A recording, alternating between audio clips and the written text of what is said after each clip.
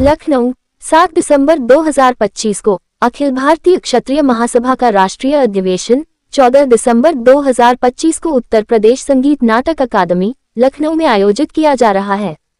इस अधिवेशन का उद्देश्य विकसित भारत 2047 के सपने को साकार करने के लिए क्षत्रिय समुदाय की भूमिका पर चर्चा करना है। इस अधिवेशन में देश के विभिन्न हिस्सों से 700 से अधिक प्रतिनिधि भाग लेंगे, जिनमें शिक्षक, व्यवसाय, उद्योगपति, अधिवक्ता और सामाजिक कार्यकर्ता शामिल हैं। अधिवेशन के मुख्य अतिथि पूर्व गवर्नर राजस्थान श्री कलराज मिश्रा जी, परिवहन मंत्री श्री दयाशंकर सिंह जी और मेजर ध्यानचंद जी होंगे। विशिष्ट अतिथि के रूप में श्री पवन सिंह चौहान, माननीय सदस्य विधान परिषद और सत्येंद्र कुमार बड़ी, सदस्य पिछड़ा वर्ग आयोग, उत्तर प्रदेश सरकार, लखनऊ भी उपस्थित रहेंगे। सिर्फ एक मुद्दा है, आपसी मतभेद। आपसी मतभेद इतना हुआ है कि 2 साल में हमारे देश के 10 टुकड़े हो गए। तो कम से कम जो सरकार अच्छे काम कर रही है कि हमारी राष्ट्रीय सुरक्षा, आप देखिए अभी रूस जैसा देश, इजराइल जैसा देश, जापान जैसा देश, विकसित देश हमारा कितना प्रशंसा कर रहा है और हमारे भारतीय ज्ञान परंपरा को हमारे न्यू एजुकेशन पॉलिसी के लिए अडॉप्ट कर रहे हैं।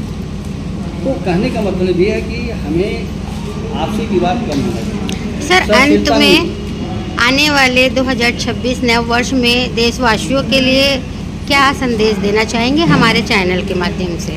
आपके चैनल के माध्यम से ये हम संदेश देना चाहते हैं कि ऐसा कोई कार्य हमारे नवयुवक चाहे किसी वर्ग ऐसा कार्य न करें, क्योंकि मीडिया बहुत स्ट्रांग हो गई है, हर तरह के नए मतलब कि टेक्नोलॉजी डेवलप हो रही है।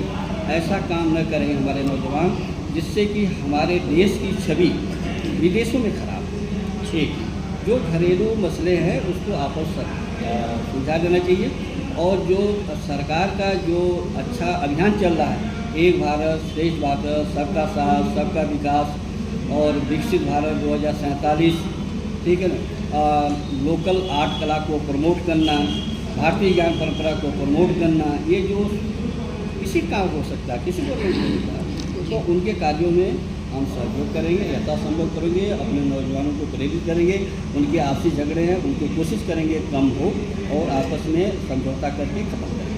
आप आइए, बहुत बहुत धन्यवाद। अखिल भारतीय क्षत्रिय महासभा की ओर से आप यहाँ प्रस्तुत हुए हैं आज, तो आज के कार्यक्रम की क्या रूपरेखा और किस विषय में आज वार्ता है सर? देखिए, जो हम लोग यहाँ पर प्रेस वार्ता कर रहे हैं, इंटरेक्शन कर रहे हैं, हमारी 129 वर्ष पुरानी संस्था अखिल भारतीय क्षत्रिय महासभा, जिसका स्थापना 1897 में हुआ था और उसका रजिस्ट्रेशन भी लखनऊ में हुआ और उसका जो उद्देश्य है, उसका जो कार्य करने का जो उनका जो उद्देश्य था, उसको हम लोग आगे ले चल रहे हैं। ये एक ऐसी महासभा है जिसमें कि हम जात पर ज़्यादा विशेष ध्यान नहीं देते हैं। हर जात का लोग इसमें उनके सम्मानित भी करते हैं। इसका राष्ट्रीय अधिवेशन लखनऊ में 14 दिसंबर को उत्तर प्रदेश संगीत नाटक अकादमी में आयोजित होने जा रहा है और उसका जो थीम है, एक भारत श्रेष्ठ भारत, सबका साथ सबका विकास। इस अभियान में हम सरकार के साथ कैसे कार्य करेंगे, निस्वार्थ, हमें कोई हमको डिमांड नहीं करना है। हमको लोग शिक्षाविद हैं, हमारा जो ग्रुप है उसमें जो है लगभग 15 से ज़्यादा वाइस चांसलर हैं, प्रोफेसर यूनिवर्सिटी के करीब लगभग 800 हैं, अधिवक्ता 650 के आसपास हैं, IAS हैं, जज हैं, तमाम लोग हैं। हम लोग जिसका नेतृत्व मैं कर रहा हूँ 1 साल के लिए, तो इसमें हम लोग इसको चाहते हैं कि इस अभियान में हमारे क्षत्रिय नवयुवकों का भी सहयोग हो। पहले भी था, देश की आज़ादी में बहुत कुर्बानियाँ किया, तो जब देश का परिवर्तन हो रहा तो हमारे युवक क्या करेंगे, उनको भी हम गाइड करेंगे। इसमें हम 21 लोगों को सम्मानित करने जा रहे हैं, राजपूताना शिरोमणि सम्मान। अब आप देखेंगे कि हर वर्ग के लोग हैं, ईसाई भी हैं, मुस्लिम भी हैं, जैन भी हैं, बौद्ध के लोग भी हैं, शेड्यूल कास्ट, और हर तरह के और हर क्षेत्र में अपना विशिष्ट स्थान रखते हैं, वो लोग इसमें हैं। जो 14 दिसंबर को जो कार्यक्रम हो रहा है उसके मुख्य अतिथि परम आदरणीय श्रद्धेय कलराज मिश्र जी हैं, जो राजस्थान के गवर्नर थे, वो हमारे चीफ गेस्ट हैं। दयाशंकर जी परिवहन मंत्री हैं, हमारे अति विशिष्ट अतिथि हैं।